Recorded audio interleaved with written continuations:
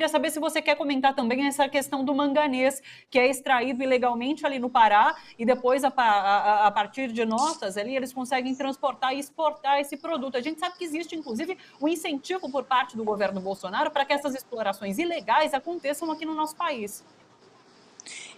Eu posso comentar brevemente, porque eu estou no meio de uma reunião e saí para atendê-los, mas é o seguinte, eu acho que isso está no conjunto de um outro contexto muito complexo do Brasil. O Brasil está se metendo numa situação que depois fica muito difícil de convencer que nós estamos no caminho certo. O que eu estou dizendo?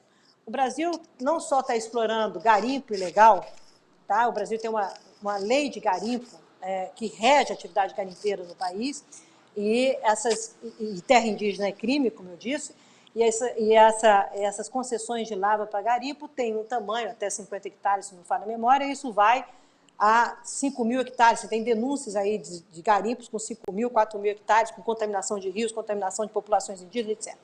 O outro lado é o Código de Mineração. O Brasil é um país importante com reserva de minérios, com empresas de mineração em todo o país. O Brasil é um grande exportador de minério de ferro, como você sabe, vindo de Carajás. Isso significa que nós estamos nas cadeias internacionais de commodities de mineração. Tá? O que significa também dizer que isso faz parte do PIB brasileiro, da geração de emprego, de atividades formais, etc, etc. Essas pessoas que estão cumprindo a lei, ou essas instituições que cumprem a lei, disputam mercados competitivos, tá, no mundo todo com outros países.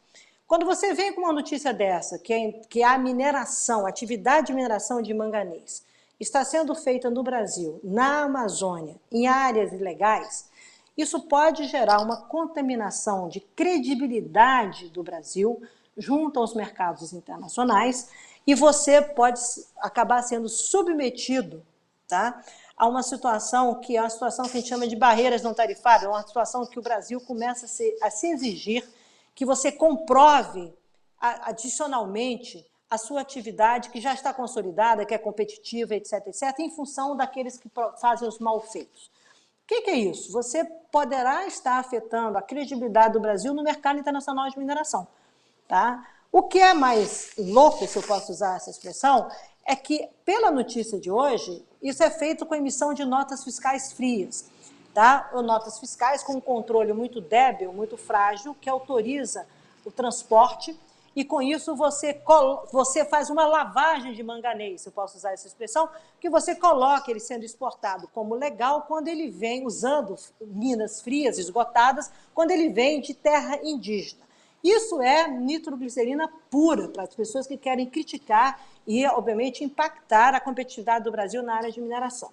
Então, eu chamo a atenção, porque é mais um crime sendo praticado em terras indígenas, com a conivência, possível conivência de autoridades públicas, tem que investigar isso profundamente e entender o impacto disso na atividade de mineração sadia, regulada, competitiva, importante para a geração de empregos no Brasil, que faz parte do PIB brasileiro, que exporta riquezas brasileiras e que não faz parte dessa pactuação ilegal. Então, mais uma vez, isso mostra que está havendo um momento no Brasil, nos últimos anos, particularmente nos últimos 3, 4 anos, em que você está contaminando as cadeias formais de exploração, de mineração ou de commodities agrícolas, da pecuária, etc., com o crime.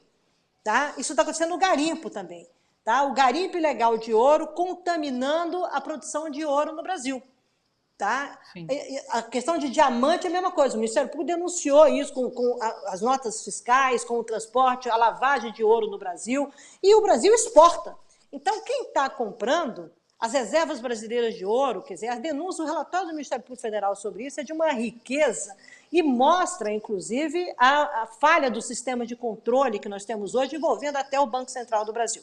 Então, me parece que isso é mais um sinal importante da capacidade de fraudar que existe hoje na Amazônia. A capacidade de fraude na Amazônia é algo impressionante, me parece que está saindo do controle, as autoridades não estão, as instituições públicas não estão operando como deveriam estar operando, porque esse tipo de situação sugere que tem afrouxamentos nos processos de controle do país, ou seja, requerem aperfeiçoamento do controle público, requer uma leitura mais estratégica de interrupção do que está acontecendo, uma avaliação clara da magnitude dessa denúncia do manganês, que tem o mercado aquecido pela China, por outras demandas internacionais. Denúncia de exploração de manganês em terra indígena não acontece só agora, já tem, você fizer uma pesquisa, isso tem, 2021 teve denúncia assim, 2020 teve denúncia assim. Agora, dessa maneira, veio de uma sofisticação do crime, porque você pega minas oficiais desativadas e esquenta o manganês a partir daquilo que foi já desativado, ou seja, é um crime dentro de outro crime, se eu posso fazer essa imagem.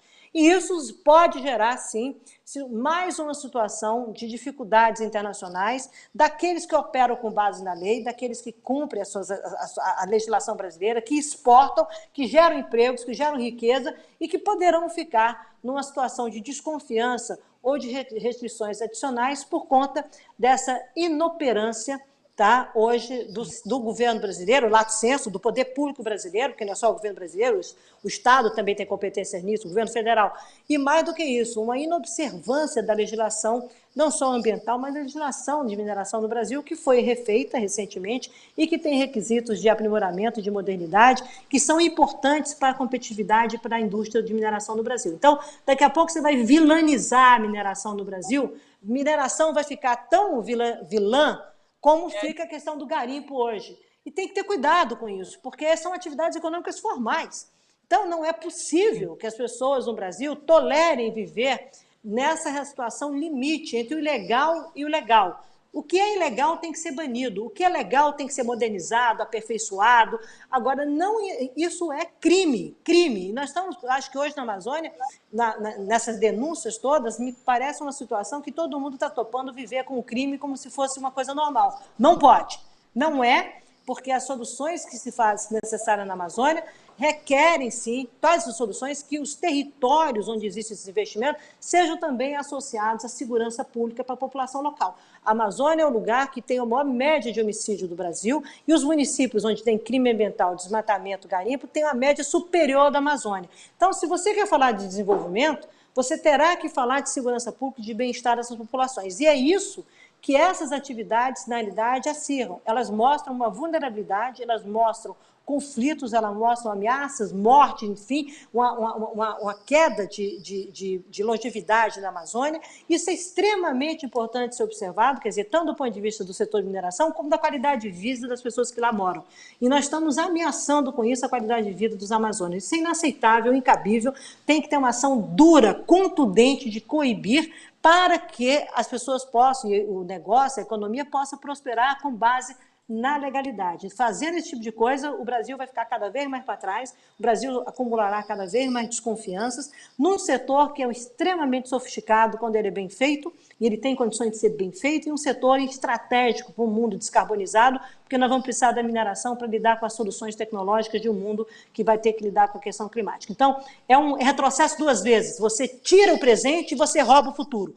Entendeu? Você ao colocar a mineração numa situação tão complexa como essa de dúvida, você está fragilizando a geração de economia, tá, do país, de PIB no Brasil e na região, na Amazônia, que o Pará é importantíssimo na mineração, e você está gerando desconfiança sobre a mineração do futuro. Quer dizer, o que a gente chama é uma estratégia perdedora, que alimenta o crime e não alimenta os interesses desenvolvendo o país e os interesses de bem-estar dos brasileiros. Então, isso tem que ser fortemente coibido. Incompreensível que a gente consiga ser criativo para o mal e não criativo para o bem. O Brasil tem que dar um basta nisso, deixar isso para trás e trazer soluções realmente que propiciam a Amazônia como solução, uma Amazônia que é parte do Brasil e uma Amazônia que precisa, sim, ter uma floresta, não só a floresta de pé, mas crescer de uma outra maneira e com mais segurança e com mais bem-estar para a sua sociedade. Não é possível que as pessoas tolerem viver expostos a tanta fragilidade que nós estamos vivendo hoje. Isso é inaceitável, na minha opinião.